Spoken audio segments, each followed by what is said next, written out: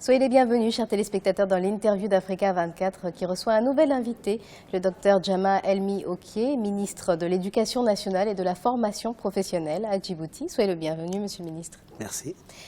Pouvez-vous, s'il vous plaît, soulever la plaquette qui se trouve juste devant vous, car elle contient une question. La première? Oui. Quel bilan faites-vous du plan d'action 2013-2016 de l'Éducation nationale?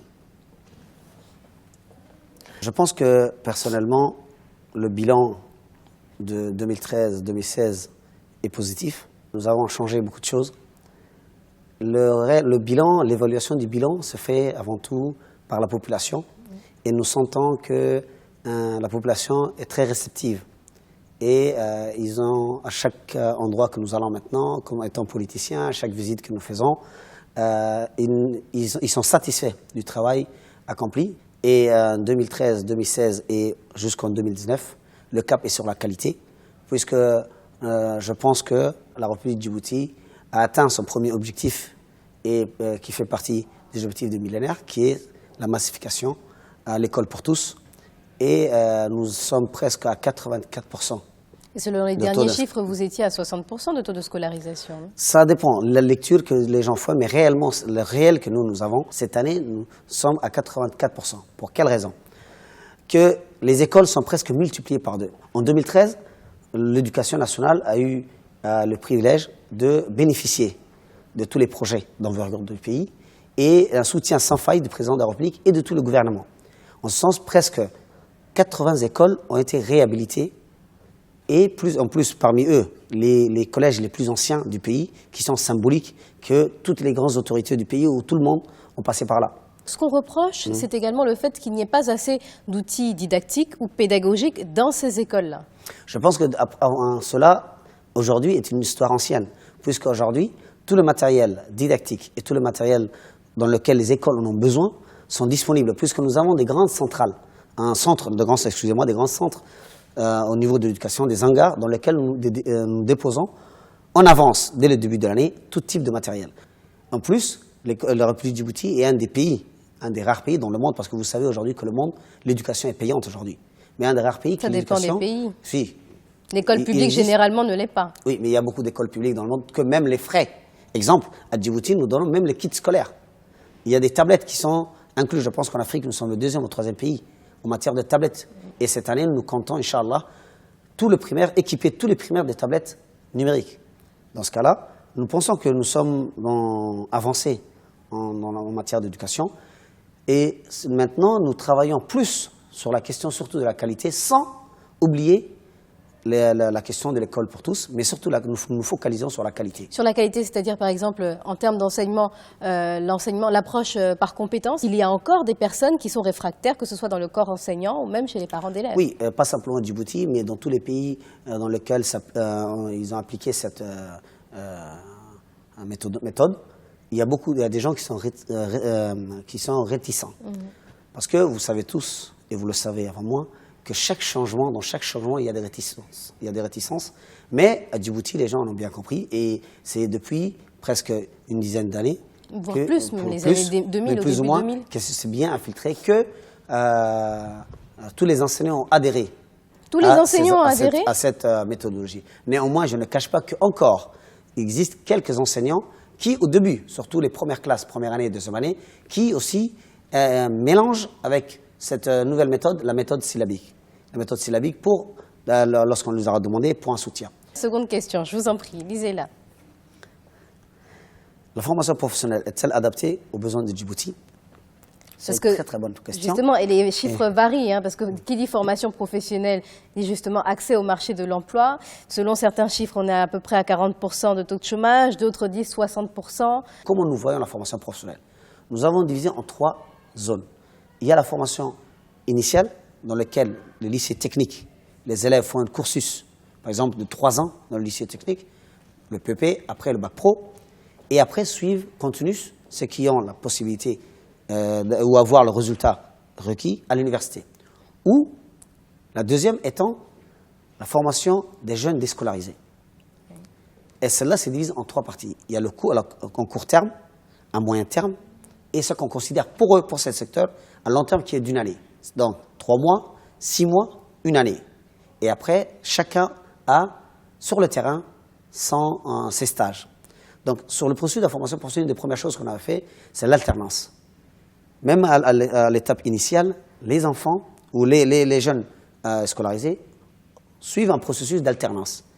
Il y a un moment qui sont au lycée technique et qu'ils apprennent, et systématiquement, il y a la deuxième partie qui sont sur le terrain, mais justement, dans les entreprises. sur le terrain, dans les entreprises, dans quel type d'entreprise? Exemple, il y a plusieurs métiers.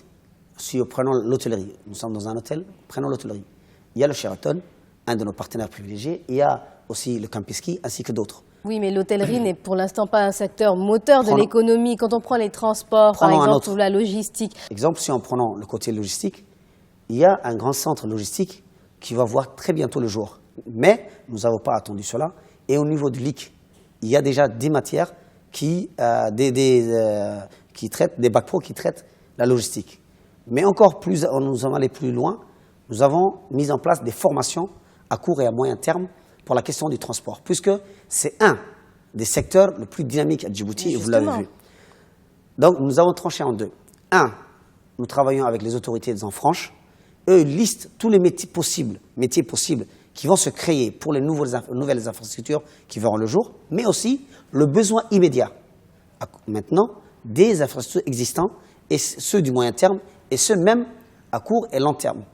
Dans ce cas-là, en voyant cela, nous mettons en place ensemble des formations.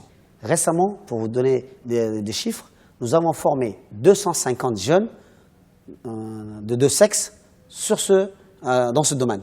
Et les 250, presque 230 ont déjà eu du travail. Le marché est restreint. Qu'est-ce qui se passe pour ces personnes qui sont venues de l'étranger pour venir travailler à Djibouti et qui aujourd'hui se retrouvent face à des Djiboutiens qui sont qualifiés? Oui, parce qu'il y a l'offre et la demande. Et en plus, il y a ce qui est pour les entreprises, c'est moins cher de prendre un Djiboutien qu'une personne qui vient de l'extérieur, vous le savez mieux. Donc vous privilégiez les locaux? Non, même l'entreprise privilégie peut-être, parce qu'ils doivent le louer, ils doivent le loger, excusez-moi, ils doivent le nourrir. Et son coût, parce que l'entreprise, ce sont des commerçants. Et celui qui dit une entreprise il regarde toujours l'offre et la demande. En ayant l'opportunité d'avoir un Djiboutien qui fait le même travail et un étranger, le bon sens veut que la priorité soit pour les Djiboutiens. Mais au-delà de ça, est-ce que Djibouti peut absorber justement le nombre de chômeurs qu'on trouve actuellement? Je pense qu'avec les grands projets qui sont en cours, et ceux qui restent même 2016 jusqu'à 2017 verront le jour, une grande partie, pour ne pas dire tous les chômeurs, une grande partie des Djiboutiens auront des emplois. Et le chômage sera absorbé. Néanmoins, le défi qui est là, c'est de se préparer. Est-ce que ces jeunes ont accès facilement, sans avoir de grands moyens, à ces formations? Je vous explique. C'est là où l'avantage, il y a l'avantage de Djibouti, puisque toutes ces formations sont gratuites. Donc tous les Djiboutiens ont droit à des formations professionnelles gratuites. Exemple, nous faisons un spot détaillant la formation et les pièces requises. Exemple, il y a des formations que la personne n'est même pas obligée d'avoir un diplôme. Dans ce que, par exemple, si on porte de la formation d'agent de sécurité, au lieu qu'il y ait des retraités, des personnes retraitées qui puissent retravailler ou autres, il y a une formation d'agents de sécurité spécialisés, dans laquelle on spécialise aussi selon la zone dans laquelle ils vont y travailler. On va terminer avec la question joker à présent. Et on revient à l'enseignement. Quelle relation entretenez-vous avec le personnel enseignant en général et les syndicats en particulier? Avec les personnels enseignants, je pense que, d'après ce qu'eux disent, je suis un des ministres le plus près. Parce que je suis une personne qui a grandi en famille, qui n'était pas seule dans sa vie, qui était toujours entourée par ses frères et sœurs, même si on n'avait pas les moyens. Je suis issu d'une famille pauvre et j'ai pu grimper les échelons, j'ai pu arriver là où je suis avant tout grâce aux enseignants. Et je suis le frère d'une enseignante et c'est elle qui m'a élevé. Dans ce cas-là, avant tout, je sais la difficulté qu'a l'enseignant, la difficulté du job ou du travail de l'enseignant, mais ce travail aussi est gratifiant. Mais donc, comment expliquer un certain nombre de grèves qu'on a pu observer, certains syndicats enseignants qui déclarent que vous faites pression, régulièrement pression d'ailleurs, pour suspendre, licencier, radier de nombreux enseignants, et tout cela serait lié à leurs intérêts politiques? Je vais vous expliquer. Il ne faudrait pas que les choses qui se racontent dans la rue, ou une personne qui est insatisfaite, lui, c'est qu'il annonce les gens puissent le prendre au sérieux. Moi, je vous mets au défi d'aller dans n'importe quelle école et vous informer. Depuis que je suis là, depuis 2013, je pense, avant moi, je ne pourrais pas m'en exprimer, par exemple, mais depuis que je suis là, jusqu'à aujourd'hui, il n'y a pas un jour qu'on a constaté une grève. 1. 2, vous pouvez Donc il n'y a pas eu de demander- grève depuis que vous êtes ministre. Depuis que je suis ministre. 2, si j'ai radié ou j'ai suspendu, c'est même les enseignants, dès la première réunion que j'ai eue, qui ont demandé une justice.